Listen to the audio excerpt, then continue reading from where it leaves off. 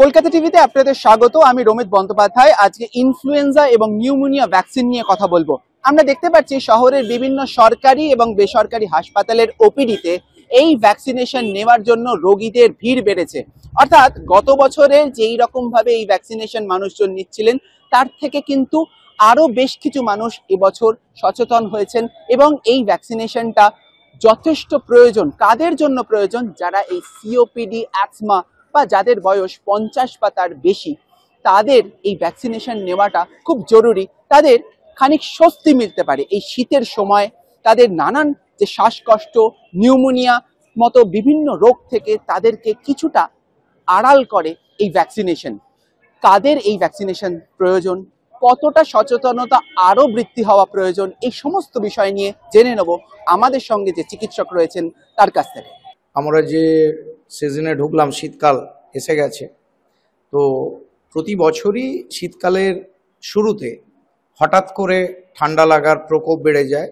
সর্দি, কাশি, নিউমোনিয়া এগুলোর পেশেন্ট অনেকাংশেই বেড়ে যায়। এটা নর্মাল ফেনোমেনা, কিন্তু লাস্ট 1-2 বছরে এটা অনেকাংশে বেড়েছে।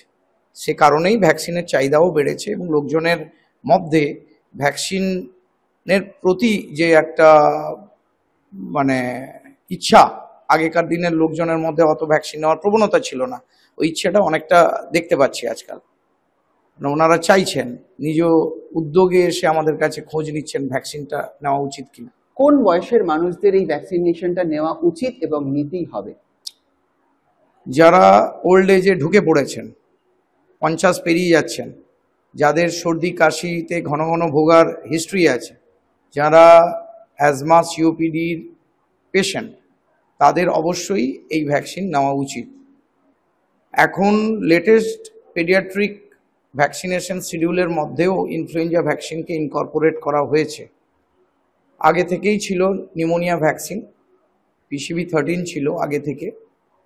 এখন ইনফ্লুয়েঞ্জা ভ্যাকসিনকেও 6 মাস বয়স থেকে দিতে বলা হচ্ছে এবং অ্যানুয়ালি ওই ভ্যাকসিনের রেকমেন্ডেশন এসে গেছে। পেডিয়াট্রিক ডক্টরসরা প্র্যাকটিস করছেন without any history of asthma, wheezing, without any history of some kind of serious illness inside.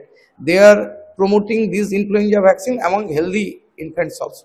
আমরা পেশেন্টদেরকে এইভাবে ফলো করি যে পেশেন্টরা কনভেনশনাল চিকিৎসা নিচ্ছেন, অনেক পেশেন্ট আছে তাদেরকে আমরা ভ্যাকসিন নিতে বললেও ওনারা নেন না।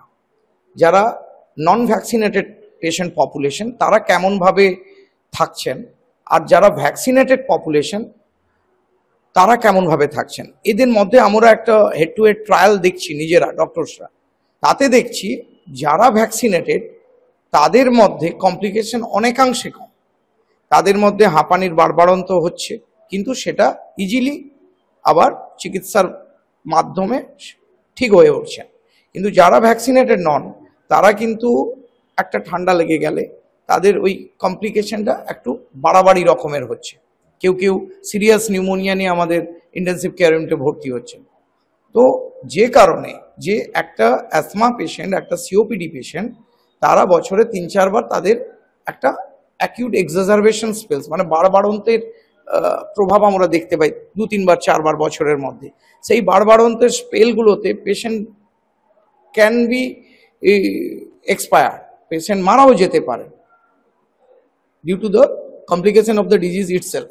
এই কমপ্লিকেশনসগুলো অনেক কম হয় যারা ভ্যাকসিনেটেড থাকেন।